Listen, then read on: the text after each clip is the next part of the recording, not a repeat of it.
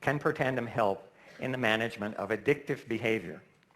And I'm going to talk about a couple of really bad addictive behaviors. Cocaine, which I hope affects nobody in here, and nicotine, which probably has affected some of you in here. And the amazing thing for science is just in the last few years, we've learned how these things work in the brain and what they have in common. And I, for one, was surprised that the mechanism by which cocaine causes addiction is not fundamentally different from the mechanism that nicotine causes addiction. And there have been other papers just published in the last couple of months that extend this, perhaps, to things like food addiction. And if you think about it, they're really not that different. The longing sensation you have for food is a survival value, because if you forgot about it, you didn't get hungry, you wouldn't eat, and eventually you'd lay down and die. So your brain has evolved to keep reminding you of what you need to do and cause you to get hungry and eat, keep your energy levels up. What this story is about is how some chemical substances, some molecules, have learned how to take control of that remarkable system to create their own sense of longing that needs to be satisfied, and paradoxically, to satisfy it acutely. Now, let me show you how this is now understood to work. This is a brain, sliced front to back. And you see right there in the middle, there's a red region labeled N accumbens, nucleus accumbens. That has been designated by scientists who study these things as the pleasure center of the brain. And so it controls a lot of what you do, controls things like hunger, things like desire, and satiation from those feelings. In this particular region of the brain that I'm talking about, the nucleus accumbens, that feeling of satisfaction is due to maintaining a basal level of glutamate.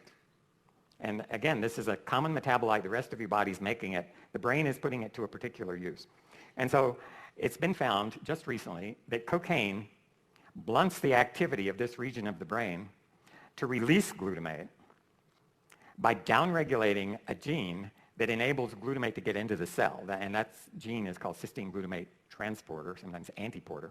And I'll tell you a little more about how that works. Here's a cell, and the yellow protein you see on the membrane of that cell, labeled XCT, is the cysteine glutamate exchange protein. How does that work? It works exactly like a revolving door on an office building. And what it does is it lets cysteine, one molecule, that's an amino acid, into the cell, but it only lets it in if there's a glutamate inside coming out the revolving door at the same time. That's why it's called an exchanger or an antiporter. And we have a lot of proteins on the cell surface that do exactly that. They let things in, let things out. Some of them actively pump things in and pump things out. Others are passive. This one will let cysteine in only if glutamate comes out. Now, the cysteine is very important. And I had questions this morning about glutathione. Glutathione is an important antioxidant.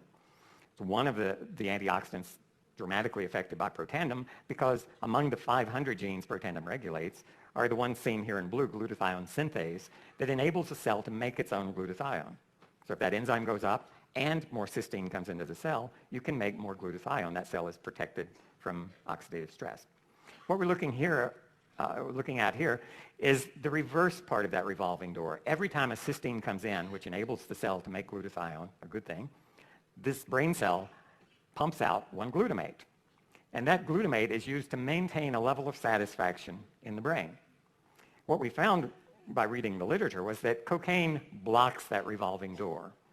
It downregulates that gene. And so if this building, this cell, let's say had 100 of these revolving doors letting cysteine in, glutamate out, after taking cocaine for a month or two, you might only have 25% of those revolving doors still functioning. Okay, that's a concern. How does that manifest? And before we go there, let me say the surprising part. Nicotine, exactly the same thing. Nicotine affects the number of revolving doors the same way. So it decreases your brain's ability to make glutathione and decreases the brain's ability to secrete this important neurotransmitter. So chronically, either nicotine or cocaine, and I'm talking about nicotine because that's what's been published in more detail now, drops the basal level, the baseline level of glutamate. And what that does is it creates a sense of longing. So you see on the left side, normally you have a fairly high glutamate level. And on the right side, that's a situation that's neither longing nor satisfaction. It's just kind of a normal place to be. And if you take hits of nicotine to this region of the brain, and that's shown at the bottom, along the bottom of this axis, and you get repeated exposure to nicotine or cocaine, what happens is the glutamate level starts to drop. This is the baseline level. And that creates a sense of longing, a hunger for something. You need something. And here's the diabolical part. That's, let's say if we look daily or weekly after you start, say, smoking cigarettes, this would happen chronically over that week's time period. If you look at what happens in the short term, the red line shows you that the same exposure to nicotine or cocaine has a short burst of actually releasing glutamate. Okay, so it's doing two things. Chronically starving those cells for glutamate, creating a longing, and acutely, meaning in the case of nicotine, maybe for only 15 minutes, causing those neurotransmitters to be released at the neuron junctions by a different mechanism than the one I just described. So it's affecting glutamate two different ways. It's blocking it in the basal level, and it's stimulating it for a short time. And you can see how diabolical that turns out to be, because taking repeated hits of these substances creates a desire, and the same substance temporarily relieves that desire.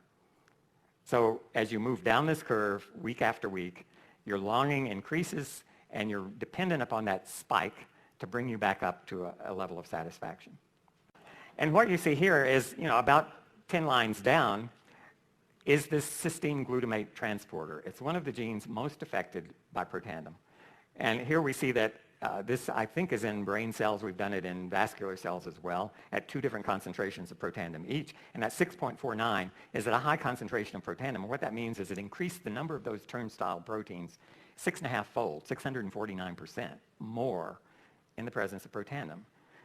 And this is it in bar graph form, showing you first what nicotine does. And so we're starting with normal, healthy cells, normalizing their level of this turnstile protein that's causing this problem, before and after nicotine. And what you can see is the nicotine really represses the expression of that protein. So the cells don't have these revolving doors. They can't get cysteine in to make glutathione. They can't get glutamate out to satisfy your brain.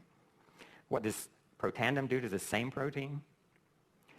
It upregulates it. In this case, at a low dose of Protandim in endothelial cells, vascular cells, 250% in the other direction. And so the question raised by all of this is, can Protandim help break addictive behavior? And elevating GSH has been shown, on the one hand, to be efficacious in humans trying to break addictive behavior by increasing, or by methods that cause increased glutathione in this region of the brain. And they can break behavior to both cocaine and nicotine. We know that Protandim elevates GSH levels, and it's in part by increasing that turnstile protein.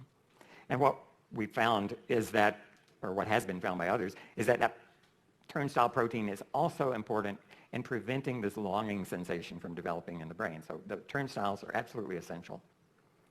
And then finally, anecdotal evidence, much of which I gleaned from you at the last Elite Academy, and a lot since then, suggests that indeed Protandim might be a useful adjunct, and that clinical trials to really prove this are probably an appropriate question for us to ask.